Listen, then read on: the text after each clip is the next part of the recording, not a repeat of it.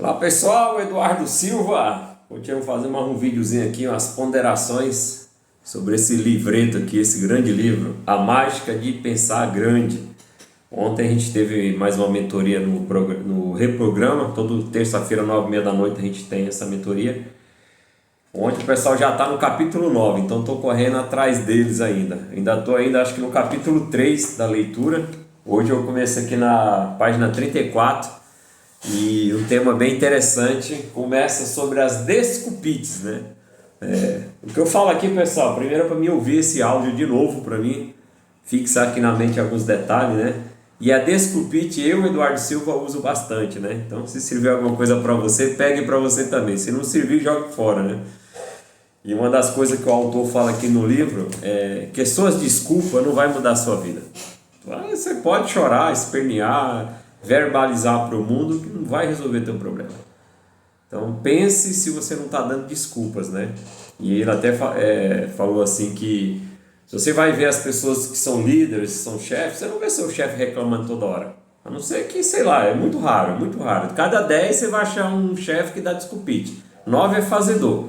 Ele, dá para você, ô José, fazer isso para mim, por favor?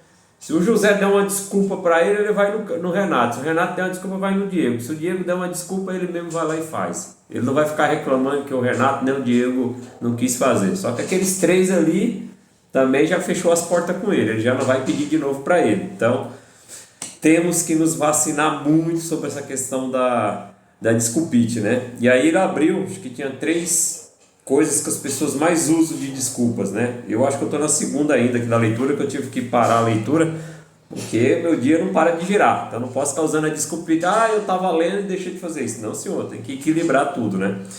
E uma das desculpas que o pessoal usa bastante é a saúde, né? Não posso que eu estou ruim, eu não posso porque isso, que eu estou resfriado, não vou trabalhar hoje que eu estou com uma dorzinha de cabeça, isso, aquilo. Não que você tenha que se matar, mas será que você não está dando muita desculpa da tua saúde? E ele pega uns casos bem interessantes, um rapaz mesmo que ele fez uma palestra falando justamente nesse tema da desculpite da saúde, e o rapaz se queixando, disse que estava sentindo um problema no coração, que já tinha passado em 5 médicos, e nenhum médico descobriu o que ele tinha, e o que ele fazia, porque ele não estava conseguindo viver com aquilo. E aí ele falou, meu amigo, vá no 5º médico, procura o melhor médico da tua região, melhor, não é o do posto de saúde. Faça todos os exames que ele pedir, pegue o diagnóstico dele e trabalhe em cima desse diagnóstico. Você tem que se livrar disso. E aí essa pessoa dizendo que esse problema travava ela para fazer as coisas, né? E aí ele falando que no mesmo dia ele pegou um avião e sentou um rapaz do lado dele. E aí ele viu lá um tic-tac, tic-tac. Aí o rapaz já bem mais humorado, já olhou para ele, não se assuste, aqui não é uma bomba não, tá? Acabei de passar por uma cirurgia do coração e vai levar um tempo para o meu organismo absorver, fazer tipo uns negócios de gordura para parar com aquele barulho, né? E aí, nossa, que legal, e o senhor tá tudo bem? Sim, tá excelente, inclusive, Deus quiser, semana que vem já estou trabalhando, estou pensando aí em uns projetos. Qual foi a analogia que ele fez? Um que nem sabe ainda se tem um problema, acha que tem, já estava morrendo. O outro acabou de sair de uma cirurgia, não estava nem se preocupado se a cirurgia ia dar certo ou deixar de dar certo. A única coisa que ele já estava projetando o futuro dele. Então, a gente tem que tomar muito cuidado com isso. É igual exemplo, eu vou pegar um exemplo meu e do Eduardo, sou meio malucão, na pandemia que o pessoal passou. Antes da pandemia, na época eu estava como motoboy, matando cachorro a bafo, não era nem a grito. Começou aquela pandemia do H1N1. Uns resfriados, o pessoal falou, não pode pôr a mão em elevador, pode não sei o que. A gente trabalha na rua o dia inteiro esbarrando com gente e pondo a mão em elevador. E aí tinha que entrar, passar álcool, não sei o que. Aí eu lembro, antes da pandemia, que foi a última aí que o povo enlouqueceu, endoidou, pirou. E aí o pessoal falou, não sei o que também. Eu falei, amigo, deixa eu meter a mão logo aqui, meu amigo. Se tiver de morrer, morri. Segue adiante, vou viver um dia de cada vez. Aqui nesse livro ele fala muito sobre isso. Às vezes a pessoa até tem uma doença que realmente às vezes é complicado de resolver aquela questão da doença e já se entrega. Não, já morri. Igual exemplo, a gente trabalha com a linha de aloe vera da Forever Livre, se você não conhece. Tem vídeos falando sobre isso aí, ou pega meu telefone e me chama que a gente fala sobre aloe vera. E alguns pessoal, medicina chinesa e outros dizem, um exemplo, pessoa que tem problema de câncer, a aloe vera pode ajudar bastante. E aí as pessoas às vezes pesquisam, tem vários livros falando sobre isso, chega até nós, aí ela faz aquela pergunta assim, Nossa, moço, será que serve mesmo? Aí eu falei, meu amigo, não sei se serve. Porque primeiro, antes de saber se meu produto serve para você, eu preciso saber se você quer viver. Eu preciso saber se você quer viver. Porque tem gente que tem um diagnóstico, a partir do momento que ela tem um diagnóstico, ela já morreu. Até ela tem algumas situações que às vezes a gente toma muito cuidado, porque é uma coisa muito sensível, mas chega alguns momentos que eu falo, cara, reserva um plano funerário, aí já era, não tem jeito, é só ver o dia. Acabou, aí não tem solução.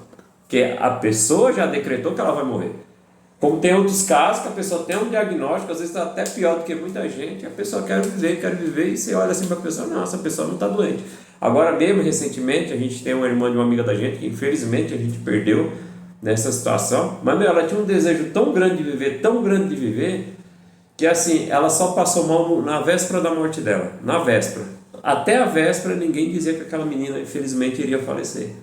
E aí o Laí Ribeiro dá uns treinamentos e ele fala assim, meu amigo, adianta você viver 100 anos, sendo que 20, 30 você vai estar preso em cima da cama, que você vai estar sendo empurrado pelo seu neto. O cara às vezes, pô, eu quero viver até 100 anos, continua fumando, continua bebendo, não quer fazer exercício, não quer fazer uma musculação, que vida é essa? O Lai Ribeiro fala, eu gostaria de morrer igual uma vela. Tenho minha luz, que a ideia é que ilumina o maior número possível de pessoas, com as minhas boas ações, e na hora que eu tiver que ir, que essa luz se apague. E é uma coisa que eu mesmo, Eduardo, repito bastante. Eduardo, qual a coisa que você tem medo? É ficar preso em cima de uma cama. Fala, Eduardo, você tem um trem aqui que vai lhe matar. Tá ótimo, tô andando, tá maravilhoso. Vai matar daqui 6 meses, daqui 2 anos, daqui 3 anos, então foda-se, deixa eu viver esse dia de hoje. Então a gente tem que tomar muito cuidado com essa questão da desculpite. E tem até uma frase que ele falou que pegou de um rapaz que eu hei de viver até morrer. Se o Eduardo vai amanhã, se o Eduardo vai daqui a 100 anos, que eu desejo viver até os 100 anos, caminhando, desejo, não sei se eu vou chegar, só todo poderoso lá de cima que sabe, eu não tenho nem ideia. Mas eu hei de viver até morrer. E aí entra aqui num tópico também sobre a questão do sucesso, né? Das pessoas que têm e não têm resultado, a pessoa tem que ser mais inteligente, tem que ter um QI não sei das contas, e ele usando alguns exemplos, né? Tem pessoas que têm um QI 130 e muitas vezes ela não tem resultado na vida dela. Às vezes tem uma pessoa com um QI 90 e tem 10 vezes mais resultado que uma pessoa que tem QI 130. O que muda de uma pessoa para outra? Ele deu até um exemplo de um rapaz que tinha um QI muito alto, se formou na faculdade, saiu da faculdade com desejo de montar um negócio, mas ele estudou tanto sobre montar um negócio, dos prós e contras, que ele se amarrou nos contra. Puta, se eu abrir pode acontecer isso, pode acontecer isso, pode acontecer aquilo, e nunca abriu um negócio. E pessoas que estavam na mesma turma que ele, com QI mais baixo que ele, 5, 10 anos depois, já estavam com as suas empresas constituídas, tendo mais resultado do que ele. E é o que ele mostra aqui? Que 95% das pessoas que têm sucesso, elas só têm por uma coisa, pela persistência e pela constância. É ação. E nele fala, adianta o Eduardo ler esse livro aqui e não entrar em ação? Não adianta nada. Não adianta você ler esse livro. Um livro fantástico.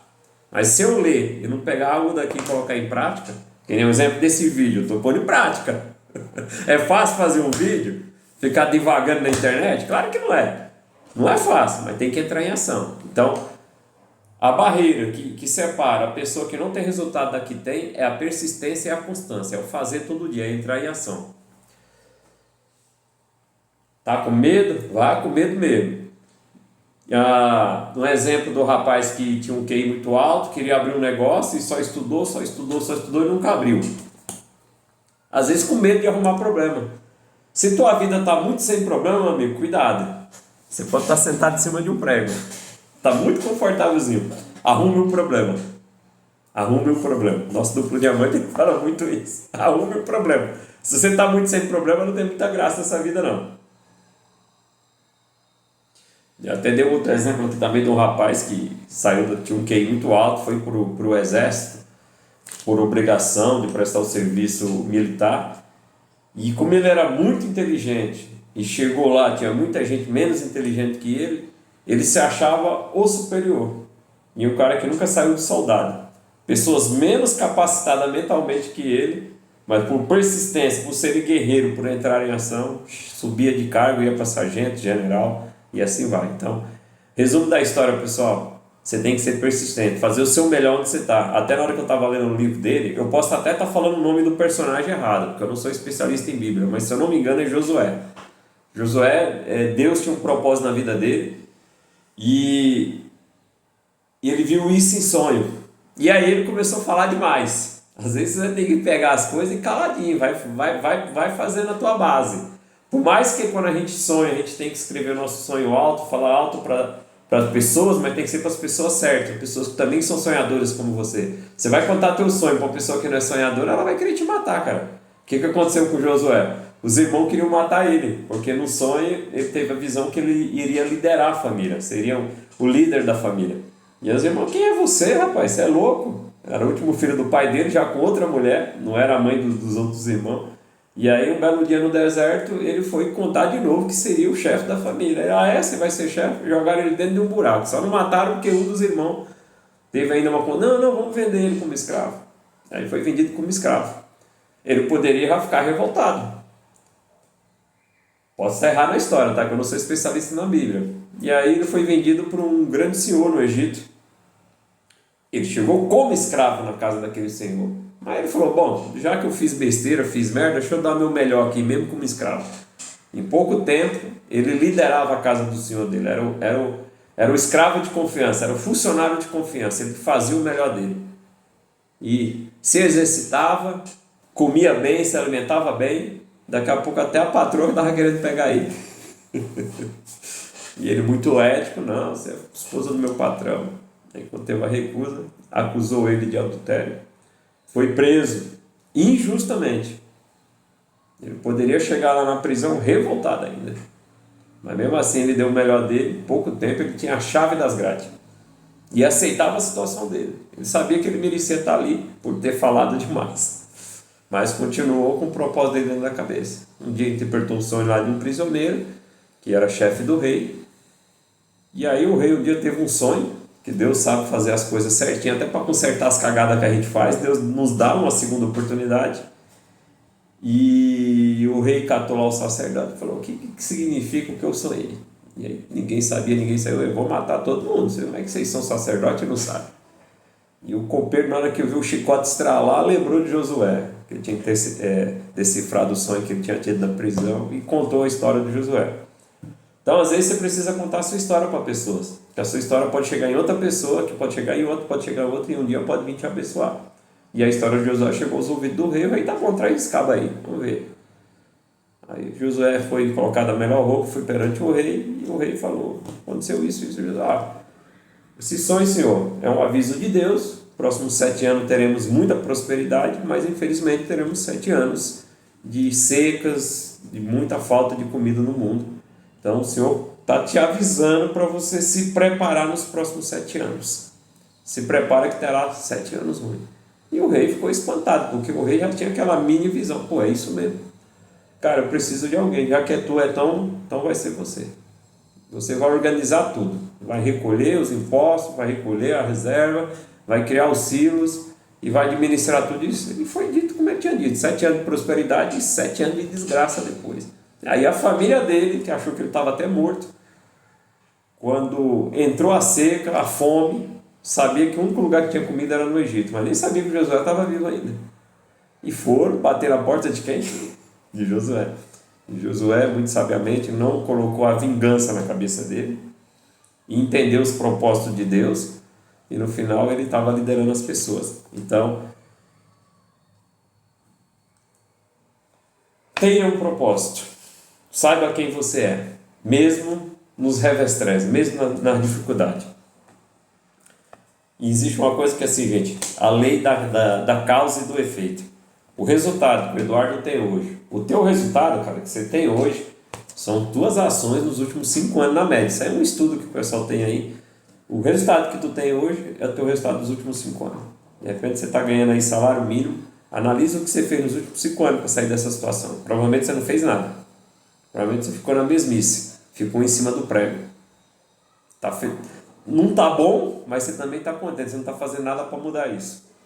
Se você começar a fazer pequenas ações, trabalhar um pouquinho mais, fazer um pouquinho mais de hora extra, pensar num novo negócio, começar a se capacitar, aprender uma nova profissão, que nem o Brasil agora, todo mundo tem várias opiniões sobre o Brasil, tá ruim, tá péssimo, tá não sei o quê. Cara, o que tem de falta de mão de obra no Brasil, cara, não está escrito. Mão de obra do que, Eduardo? Não sei, o que você gosta de fazer? Começa a pesquisar um pouco, você vai entender que tem pessoas aí que estão precisando de você. E você não está se capacitando e não está se apresentando para o mundo. Se apresente ao mundo e se capacite. Bom, pessoal, eu acho que foi na página 54, 56, né? Foi um propósito de ler 10 páginas por dia. Depois nós volta aí devagar mais aí. O teu futuro está na tua mão. Está aqui. Se você crê que você é isso mesmo aí, essa dificuldade, essa doença, tá tudo certo. Se você crê que vai morrer amanhã, vai morrer daqui a um mês, também tá tudo certo. Se você crê, cara, eu tô com a doença, eu vou vencer essa doença. Cara, eu tô numa situação financeira aqui, eu vou sair dessa situação financeira. Estamos aqui. E se você é de São Paulo, quiser nos conhecer pessoalmente, bater um papo, todo sábado, 10 da manhã, estamos no nosso escritório lá no Paraíso, lá próximo ao metrô Paraíso. É a sede da nossa empresa, da nossa parceira de negócio, Forever Livre. Temos um escritório lá que é um negócio incrível para quem quer fazer uma renda a mais, além da que você já faz hoje. É uma renda que dentro de 1 a 2 anos você pode dobrar o teu ganho atual e um prazo médio aí de 5 a 10 anos, dependendo do quanto você se capacita, você pode ter uma bela renda residual, a renda que você desejar. Não é a renda que o Eduardo vai falar, nem que teu patrão, nem ninguém vai falar, nem a empresa não te fala a renda, porque é você que vai construir ela. Então, quer saber mais? Chama nós no WhatsApp aí, agende um café, sai de outra cidade, a gente agenda um Zoom aí. Fui!